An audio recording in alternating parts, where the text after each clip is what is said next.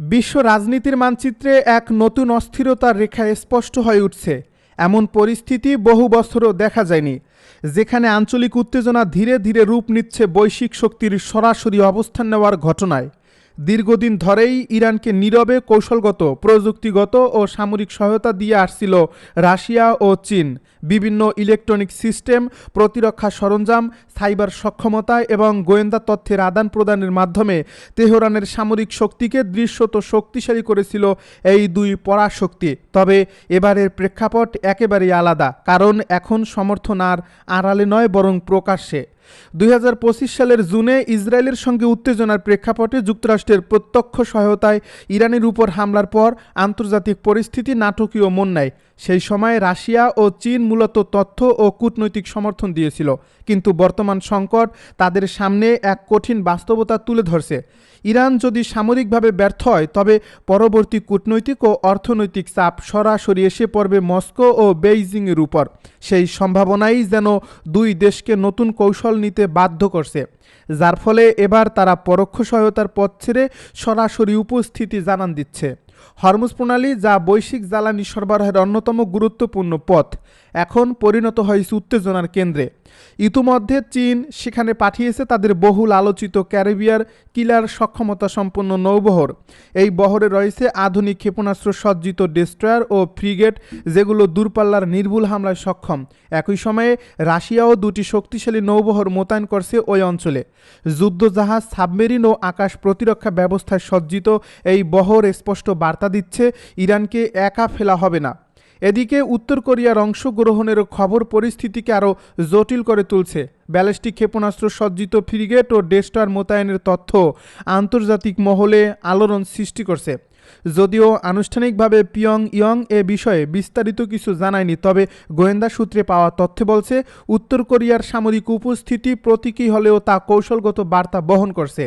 Oman সাগরের গভীরে অবস্থান করছে মার্কিন বিমানবাহী রণতরী ইউএসএস আব্রাহাম লিঙ্কন। এই রণতরীকে ঘিরে রয়েছে গাইডেড মিসাইল ক্রুজার, ডেস্ট্রয়ার এবং সাবমেরিনের শক্তিশালী সুরক্ষা বলয়। এর বিপরীতে পারস্য উপসাগর এলাকায় চীনের নৌবহরের অবস্থান তৈরি করছে এক ধরনের সামরিক ভারসাম্য, যা যে কোনো মুহূর্তে ভেঙে পড়তে পারে। চীন সম্প্রতি ঘোষণা দিয়েছে, দক্ষিণ চীন সাগর থেকে আরও দুটি যুদ্ধ জাহাজ হরমুজ প্রণালী এলাকায় নিয়ে আসা হবে। এর মধ্যেই smart control over the strait of Hormuz নামে একটি বড় আকারের নৌমহড়া পরিচালনা করে অস্থায়ীভাবে প্রণালীটির চলাচল নিয়ন্ত্রণে আনে তেহরান। আন্তর্জাতিক জাহাজ চলাচলে সাময়িক বিঘ্ন সৃষ্টি হওয়ায় বিশ্ববাজারে তেলের দামও অস্থির হয়ে ওঠে। এর কয়েকদিন পর ইরান, চীন ও রাশিয়া যৌথভাবে আরেকটি মহড়া শুরু করে। এই মহড়ার আনুষ্ঠানিক লক্ষ্য ছিল সামুদ্রিক নিরাপত্তা জোরদার করা ও কৌশলগত সমন্বয় বৃদ্ধি, কিন্তু বিশ্লেষকেরা বলছেন এটি ছিল শক্তি প্রদর্শনের এক সুস্পষ্ট বার্তা।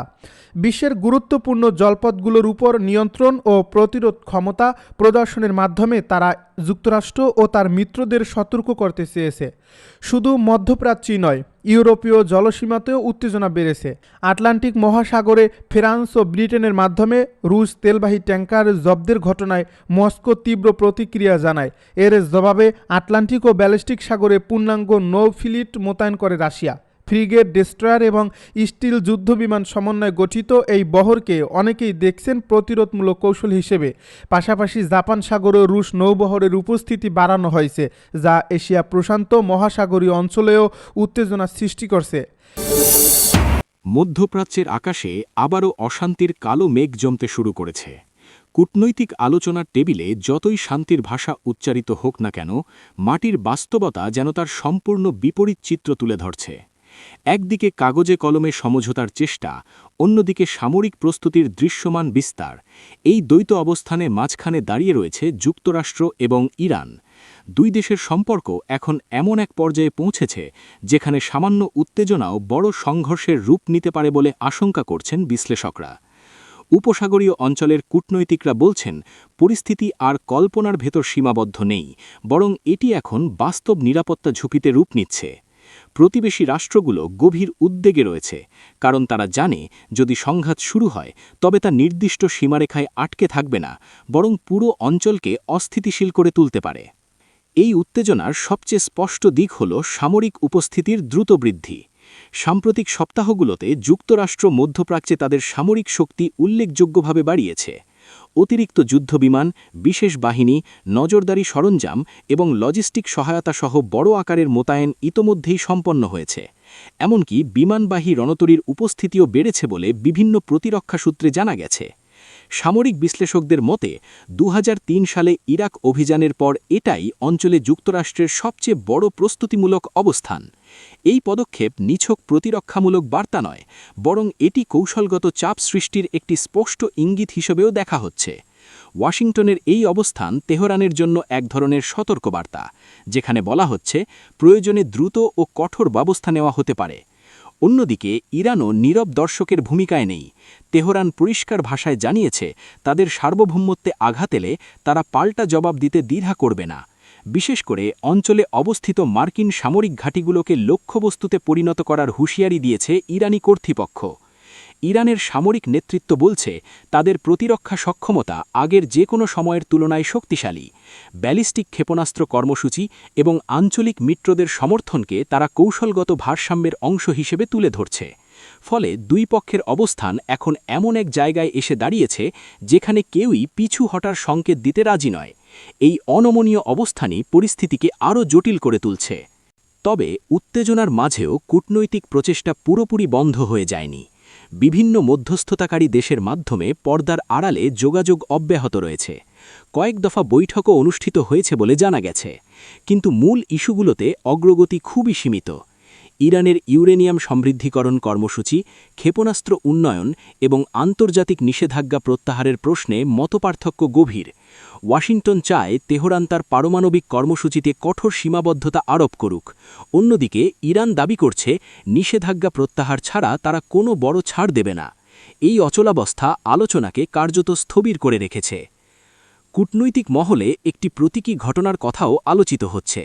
মধ্যস্থতাকারীর মাধ্যমে পাঠানো একটি প্রস্তাব নাকি ইরানের পররাষ্ট্রমন্ত্রী গ্রহণ করতেই অস্বীকৃতি জানান এবং সেটি ফেরত পাঠিয়ে দেন।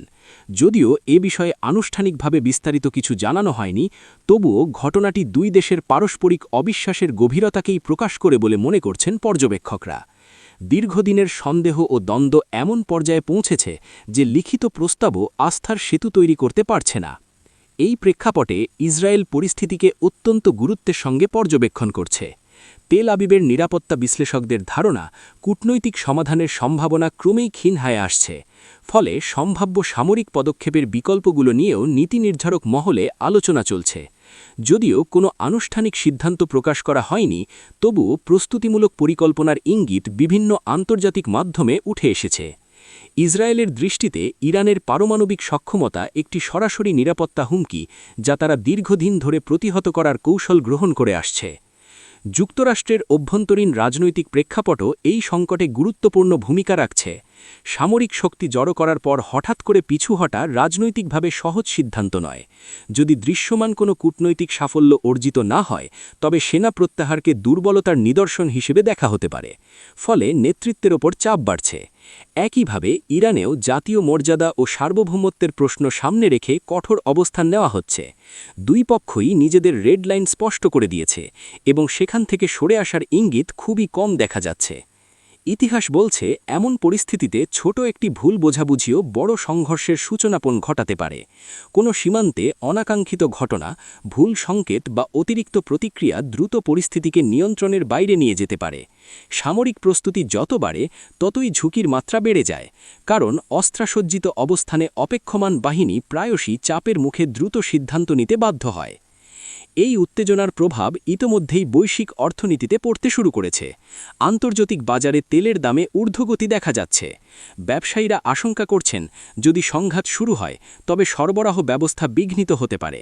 মধ্যপ্রাচ্য বিশ্ব জ্বালানি সরবরাহের একটি গুরুত্বপূর্ণ কেন্দ্র, ফলে এখানকার অস্থিরতা সরাসরি বিশ্ববাজারে প্রভাব ফেলে। উন্নয়নশীল দেশগুলোর অর্থনীতি বিশেষভাবে ঝুঁকির মুখে পড়তে পারে, কারণ জ্বালানির মূল্যবৃদ্ধি তাদের আমদানি ব্যয় বাড়িয়ে দেবে। শুধু তেল নয়, সামগ্রিক বাণিজ্য ও বিনিয়োগ প্রবাহ অনিশ্চয়তার মুখে পড়তে পারে। তবুও আশার আলো পুরোপুরি নিভে যায়নি। কূটনৈতিক মহলে অনেকেই মনে করেন শেষ মুহূর্তে হলেও উভয় পক্ষ সমঝোতার পথ খুঁজে নিতে পারে। সরাসরি সামরিক সংঘর্ষের মূল্য যে অত্যন্ত চাড়া হবে তা দুই দেশই ভালোভাবে জানে। মানবিক, অর্থনৈতিক এবং ভূরাজনৈতিক ক্ষয়ক্ষতি এতটাই ব্যাপক হতে পারে যে তার প্রভাব বহু বছর ধরে টিকে থাকবে। তাই অনেক পর্যবেক্ষক বিশ্বাস করেন কঠোর ভাষণ ও সামরিক প্রদর্শনের আড়ালে শেষ পর্যন্ত একটি বাস্তবসম্মত সমাধানের চেষ্টা চলতেই থাকবে।